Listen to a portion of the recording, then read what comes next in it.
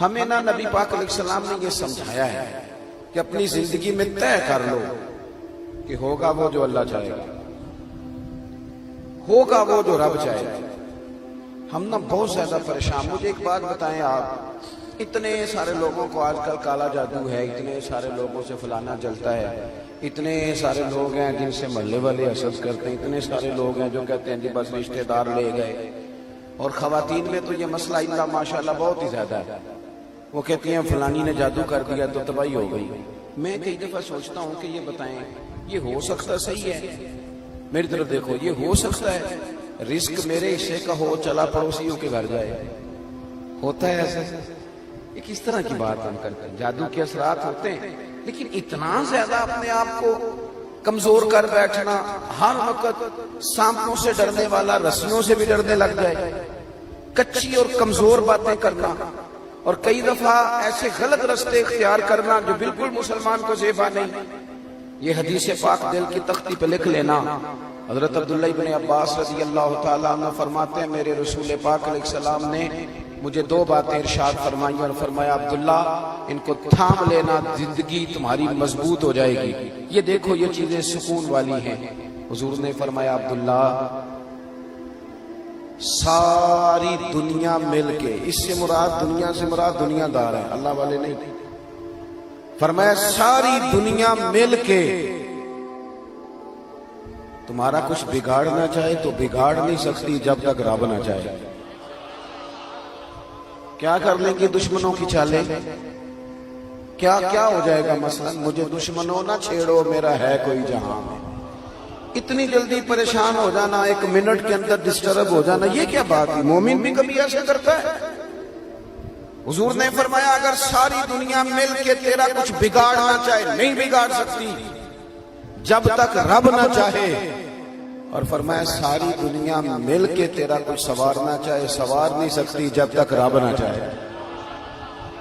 تو پھر بندوں کی طرف زیادہ دیکھنا چاہیے یا سجدے زیادہ پکے کرنے چاہیے؟ پھر سیاست زیادہ تیز کرنی چاہیے یا تہجد پر زیادہ توجہ دینی چاہیے؟ پھر زیادہ لوگوں کو اپنے طرف قائل کرنے کی کوشش کرنی چاہیے یا مالک کو زیادہ راضی کرنا چاہیے؟ ہم نے کس طرح کے رستے اختیار کر لیے، کس طرح کی سوچیں؟ توکل والی زندگی سکون والی، توکل والی زندگی سکون والی۔ بے صبری بے سکونی کو کہتے ہیں، گھبرا جانا، پریشان ہو جانا،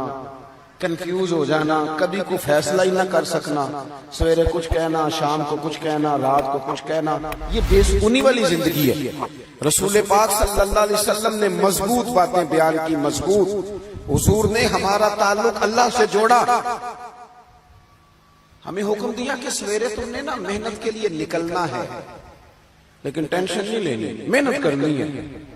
فرمایا نکلنا ضرور، گھر میں نکمے بن کے نہ بیٹھنا، نکلنا ضرور۔ فرمایا تم سویرے نکل جانا، رب تمہیں اسی طرح روزی دے گا جس طرح وہ پرندوں کو عطا کر دیتا ہے۔ شارحین حدیث کہتے ہیں پرندے کو جب وہ سویرے نکلتا ہے تو اس نے کون سی فیکٹری میں جانا ہوتا ہے اسے پتا ہوتا ہے، کس دفتر میں بیٹھنا پتا ہوتا ہے؟ وہ نکلتا ہے نا رب پہ بھروسہ کر کے، نہ فیکٹری کا پتا، نہ کاروبار کا پتا، نہ دفتر کا پتا، نہ ملازمت کا پتا، نکلا تو ہے نا۔ اٹھ باندھ کمر کیوں ڈرتا ہے،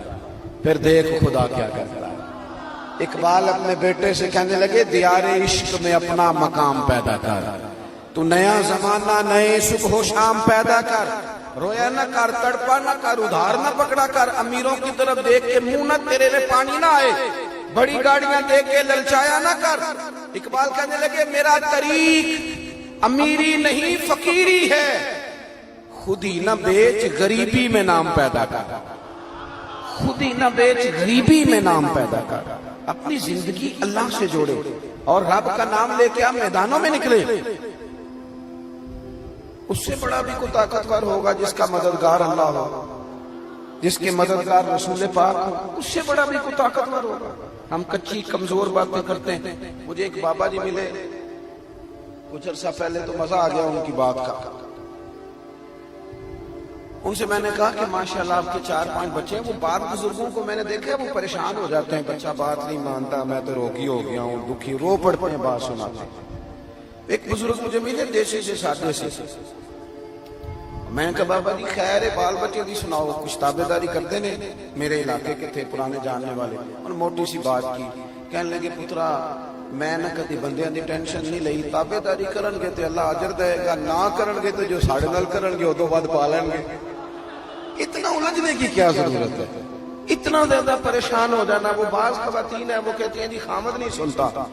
تو میں نے کہا خامد کے ذمہ آپ کے حقوق ہیں آپ توجہ کریں لیکن اتنا زیادہ ڈیپینڈ نہیں آپ کو سب سے زیادہ توجہ رب رسول پہ کرنی ہے پڑوسیوں پہ رشتہ داروں پہ تعلق والوں پہ شاگردوں مریدوں پہ فلانے پہ نہ بھروسہ اللہ رسول کی ذات پہ یہ چیز آپ کو سکون دے گی دوسری بات آپ حضرات کی خدمت میں عرض کرنی ہے نا امیدی بے سکونی پیدا کرتی ہے نا امیدی اور جن لوگوں کا رب کی رحمت پر پورا بھروسہ ہونا وہ بے سکون نہیں ہوتے قرآن مجید میں آئے تھے نا الا بذکر اللہ تطمئن القلوب خبردار ہو جاؤ اللہ کی یاد میں دلوں کا سکون ہے تو حضرت صدر الافاضل رحمۃ اللہ علیہ صاحب تفسیر خزائن العرفان فرماتے ہیں اس کا معنی کیا ہے فرماتے ہیں اس کا معنی یہ ہے کہ ہر وقت اپنے رب کی رحمت کی یاد میں رہو ہر وقت یہ کچی کچی باتیں کرنا وہ کہنا جناب اتنا عرصہ ہو گیا کام ہی نہیں چلتا یہ چیز آپ کو ڈسٹرب کرے گی آپ پریشان ہو جائیں گے اور میں حضرت صاحب جس کام کو ہاتھ لگاتا ہوں پیچھے ہی جاتا ہوں تو یہ چیز آپ کو کمزور کر دے گی بے چین کر دے گی آپ یہ کہیں کہ میں محنت کرتا رہوں گا انشاءاللہ میرا رب مجھے کامیابیاں عطا فرمائے گا ہر وقت اگر کمزور باتیں ایک بندہ بیمار ہے وہ ہمارے یہاں کچھ لوگ تیمارداری بھی کرنے جاتے ہیں تو وہ ذرا ڈبل بیمار کر آتے ہیں ایک تو وہ جاتے ہی سب سے پہلے کہتے ہیں اوہو تسی تو بڑے کمزور ہو گئے چلے وہ بیچارہ پہلے بیمار تھا اور حال خراب کر دیا پھر دوسرا جو بھی تیمارداری کرنے جاتا ہے ناراض تو نہیں ہو جائیں گے آپ لوگ چلو میں ویسے بھی کدوں تھوڑی پہ گل کرنا میں تے اورے کی پہ کرنا کچھ لوگ جاتے ہیں نا تیمارداری کرنے تو ایک نسخہ بھی ساتھ لے کے جاتے ہیں زبردستی کہتے ہیں میں کھاتا سی مینوں آرام آیا سی تم ہی کھا اور کچھ تو بنا کے لے آتے ہیں